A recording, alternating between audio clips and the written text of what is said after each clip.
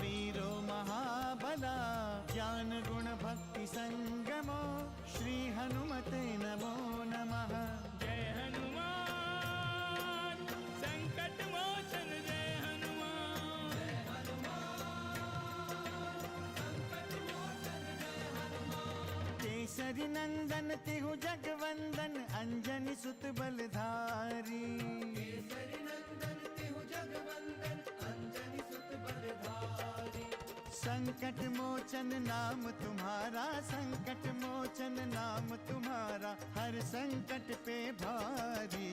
जय हनुमान संकट मोचन जय हनुमान। जय हनुमान संकट मोचन जय हनुमान। संकट उसके निकट न आवे ले जो शरण तुम्हारी।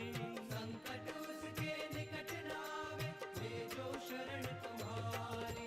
संकट मोचन नाम तुम्हारा संकट मोचन नाम तुम्हारा हर संकट पे भारी। जय हनुमान संकट मोचन जय हनुमान। जय हनुमान संकट मोचन जय हनुमान। आप लोग तनिक भी चिंता ना करें। रावण हमारी शक्ति के बारे में जानने के बाद भी हमारा कोई अहित नहीं कर सकता। हम उस वानर के विषय में नहीं पूछ रहे हैं शार्दुल, हम उस बनवासी राम की वानर सेना के विषय में पूछ रहे हैं। मेरे स्वामी मुझे यहाँ से मुक्त करा के ले जाएंगे और शीघ्र ही तेरा अंत करेंगे। मति मारी गई है उसकी, इसीलिए तो लंका तक आया है। कदाचित तू उसका मृत शरीर भी देख नहीं पाएगी। जब प्रतिकूल समय आता है तो बुद्धि और विवेक दोनों ही भ्रष्ट हो जाते हैं। तेरी भी कुछ ऐसी ही दशा है लंकेश।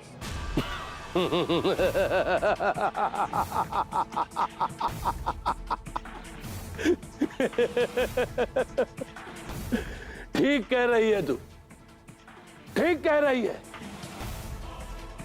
सत्य कह रही है कि हमारी बुद्धि भ्रष्ट हो गई है। सत्य कहा तूने। इसीलिए तो ये दशानन रावण तेरे पति उस बनवासी राम की जीवन लीला समाप्त करने वाला है।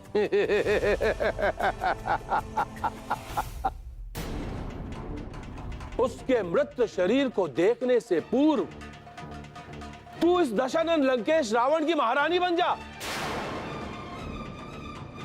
कदाचित ये पश्चाताप नहीं रहेगा कि इतने दिनों की प्रतीक्षा का तुझे कोई फल नहीं मिला। पश्चाताप तो तुझे होगा लंकेश,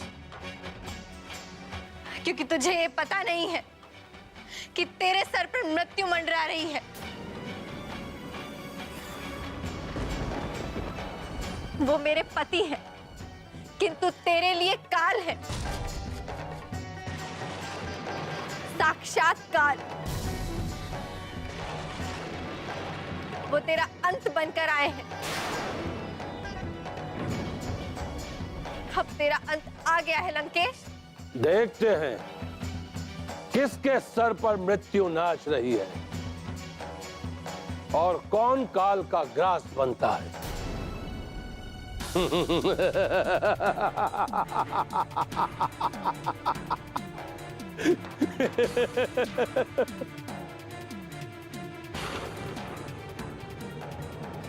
स्वामी, सुन रहे हैं लंकेश रावण का अट्टहास? हाँ देवी, किंतु इसमें विशेष क्या है? रावण तो अहंकार में अट्टहास करता ही रहता है। क्यों स्वामी, क्यों विशेष बात नहीं है? आप देख रहे हैं कि वो किस तरह सीता को भयभीत कर रहा है। स्वामी, लंकापति अपनी सीमा पार कर रहा है। यह उसके पतन का आरंभ है देवी। जब किसी का अंत समय आता है तो उसकी बुद्धि क्षीण हो जाती है। मुझे तो भय हो रहा है कि कहीं वो जनक नंदिनी सीता को इतना आतंकित न कर दे कि। आप चिंता ना करें देवी, सीता श्री हरि की भार्या लक्ष्मी की अवतार है। वो रावण का सत्य और उसका भविष्य भली भांति जानती है। पुनः ऐसी लीला की क्या आवश्यकता है स्वामी? देवी लक्ष्मी स्वयं रावण को मृत्युदंड क्यों नहीं दे देती? देवी, भक्ति में बहुत शक्ति होती है। हमें न चाहते हुए भी उसकी मर्यादा रखनी पड़ती है। तो मैं रावण के अट्टहास को क्या समझूं स्वामी? देवी सीता इस तरह अट्टहास कब तक सहन करती रहेंगी? देवी, जब कोई दीपक बुझने वाला होता है तो उसकी लौ और भी तीव्र हो जाती है। और इस समय लंकाधिपति रावण के साथ भी यही हो रहा है देवी। उसका अंत समय निकट आ चुका है। मैं समझता हूं कि लंका में युवराज अंगद को दूत बनाकर भेजा जाए।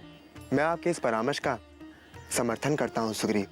प्रभु, अब आप मुझे आज्ञा और आशीर्वाद दीजिए। जाओ अंगद, और अपना कार्य सकुशल संपन्न करो। विजयी भव।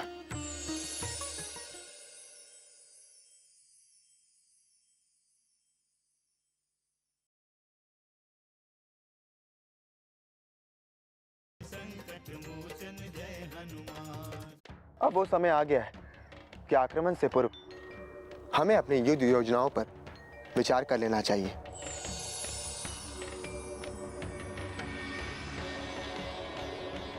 हमें रावण से युद्ध की रणनीति सुनिश्चित करनी होगी। हमें सबसे पहले लंका की सीमाओं का निरीक्षण करना होगा। पुनः लंका द्वार पर कौन कौन सी व्यूह रचना की गई है, इसके बारे में भी जानकारी प्राप्त करनी होगी। हमें इसी समय इस बात का निर्णय करना होगा कि हमारे कौन कौन से महाबली किस किस जगह पे होंगे। पुनः वो व्यूह की रचना कैसे करेंगे। आप उचित कह रहे हैं श्री राम। ये हमारे लिए सौभाग्य की बात होगी कि रक्षपति विभीषण हमारे साथ है और ये लंका के भूगोल से परिचित है। भैया, महाराज सुग्रीव बिल्कुल सत्य कह रहे हैं। हमें राक्षस विभीषण के परामर्श से ही व्यूह रचना करनी चाहिए। हाँ प्रभु, राक्षेंद्र विभीषण लंकेश द्वारा लंका की सुरक्षा व्यवस्था को भेदने में निश्चित रूप से हमारे सहायक होंगे। किंतु प्रभु, इस आक्रमण की तैयारी के पूर्व मैं एक निवेदन करना चाहता हूँ। ऋषराज, आप हम सब में से सबसे वरिष्ठ, नीति कुशल और अनुभवी हैं। इसीलिए युद्ध के संबंध में आप हमें जो भी परामर्श देंगे वो हमारे लिए अत्यंत उपयोगी होगा।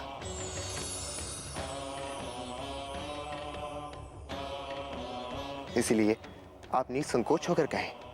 प्रभु, युद्ध के पूर्व हमें रावण को संधि प्रस्ताव भेजना चाहिए।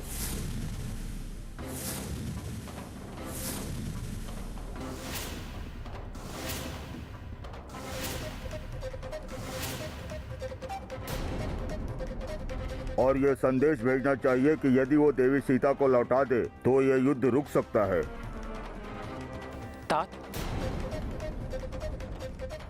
ये आप क्या कह रहे हैं? रावण जैसे अत्याचारी के साथ संधि का प्रस्ताव? लक्ष्मण, हमें ऋषराज की बात सुननी चाहिए। वे उचित ही कह रहे हैं। सौमित्रेय, एक युद्ध में सहस्त्रों जनसंहार होते हैं, बड़ी जनहानि होती है। इसीलिए यदि संधि प्रस्ताव से युद्ध रुक जाता है तो हमारे उद्देश्य की पूर्ति भी हो जाएगी और यह जनमानस के लिए उचित भी होगा।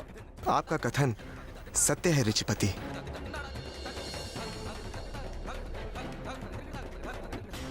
और राजधर्म भी यही कहता है।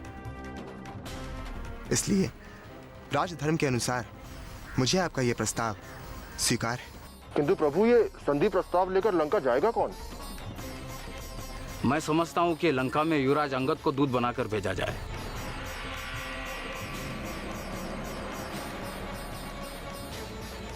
मैं आपके इस परामर्श का समर्थन करता हूं सुग्रीव। अंगद सबसे योग्य, साहसी और महाबली है। विपरीत परिस्थितियों में कार्य को संपन्न करने में सक्षम है। यह तो मेरा सौभाग्य है प्रभु कि आपने मुझे इस कार्य के योग्य समझा। ठीक है युवराज अंगद, अब लंका जाने में विलंब न करे। यथा आज्ञा महाराज। मैं तुरंत लंका के लिए प्रस्थान करता हूं। प्रभु, अब आप मुझे आज्ञा और आशीर्वाद दीजिए। जाओ अंगद और अपना कार्य सकुशल संपन्न करो।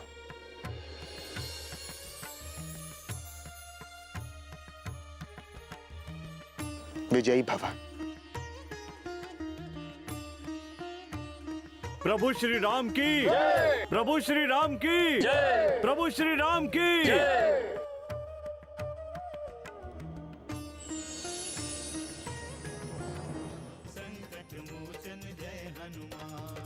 मैं श्री राम का दूत हूं और दूत का मार्ग रोकना अपराध होता है। हमें वानरों पे तनिक भी विश्वास नहीं है। ऐसे ही एक वानर और आया था और वो स्वयं को राम का दूत बता रहा था। तुम हमें भ्रमित नहीं कर सकते हो।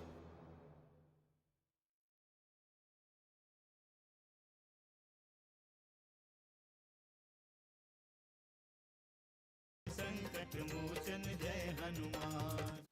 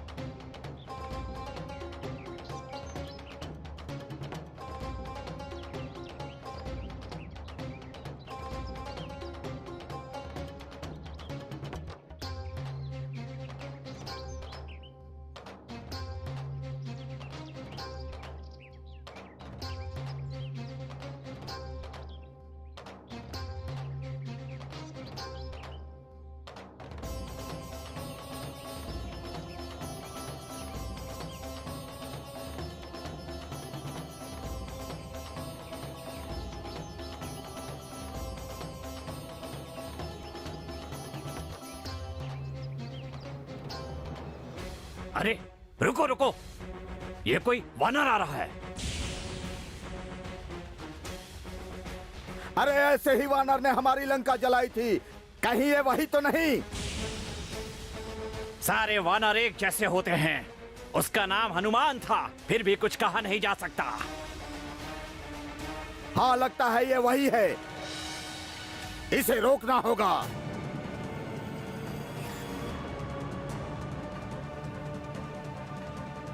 पकड़ो पकड़ो इसे, पकड़ो। रुको, मारो इसे।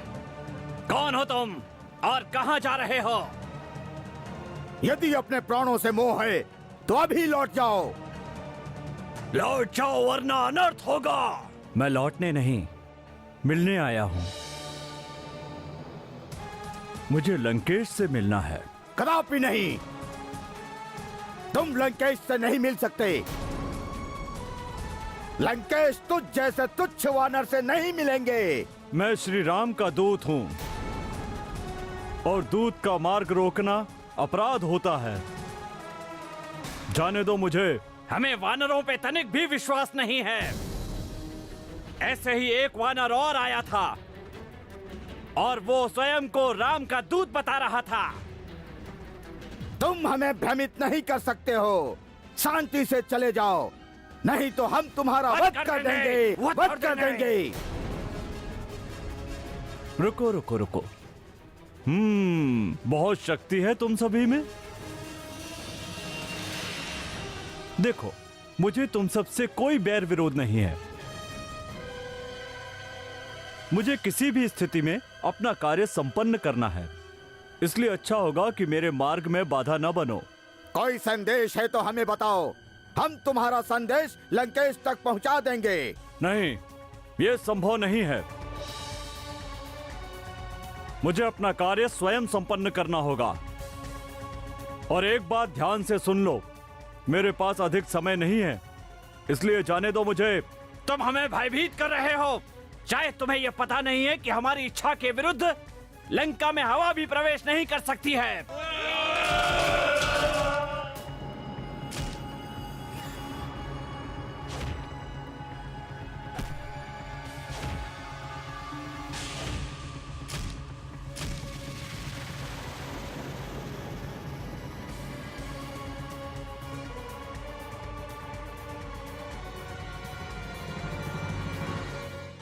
लंका के सभासदों, हमने आज की ये सभा युद्ध की रणनीति पर विचार विमर्श करने के लिए बुलवाई है।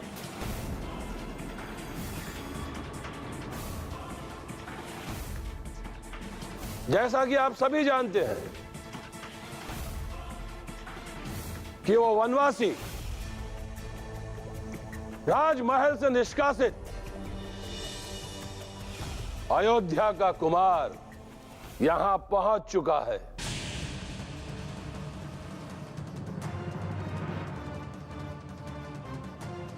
यह उसका दुस्साहस है, और यदि दुस्साहस नहीं तो उसकी अज्ञानता है, मूर्खता है। क्योंकि लंका पर विजय प्राप्त करना कठिन ही नहीं, असंभव है।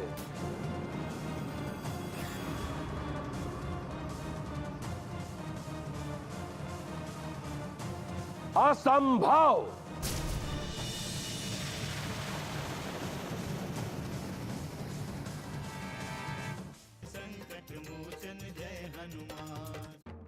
महाराज, महाराज, महाराज, वो उत्पाती वानर आ रहा है महाराज।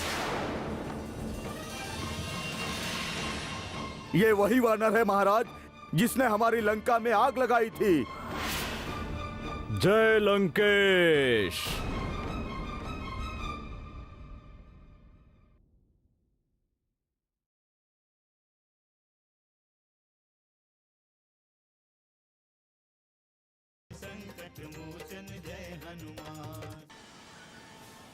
देव, दैत्य, गंधर्व, किन्नर और संसार के किसी भी प्राणी के लिए लंका अपराजय है। अपराजय।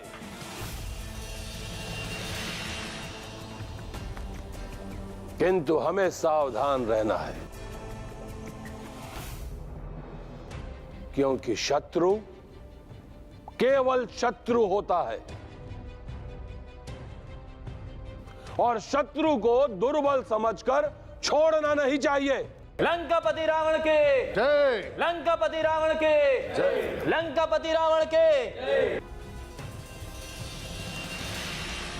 एक और हास्यास्पद बात है, ये बनवासी राम, इसने किसकी सेना बनाई है जानते हो?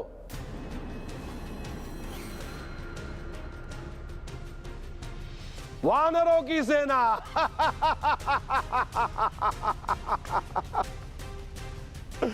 इस बनवासी राम ने वानरों की सेना बनाई है। जिसे हमारे वीर योद्धा कभी भी पैरों तले कुचल सकते हैं। उन वानरों की सेना बनाई है इस राम ने।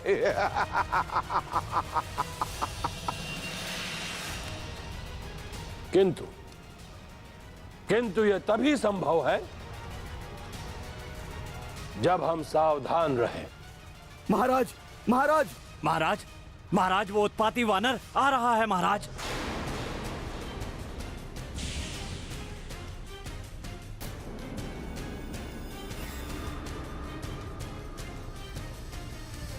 ये वही वानर है महाराज जिसने हमारी लंका में आग लगाई थी।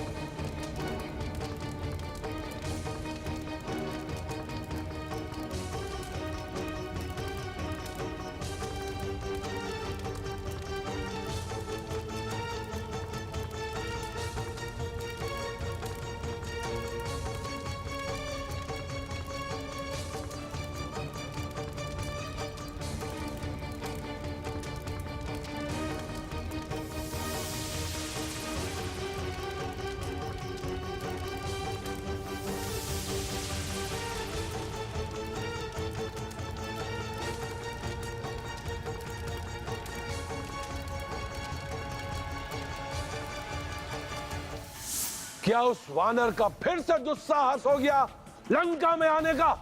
वो बहुत बड़ा दुस्साहसी है महाराज।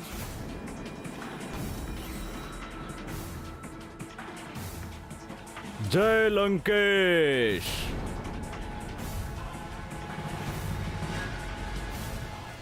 जय श्री राम।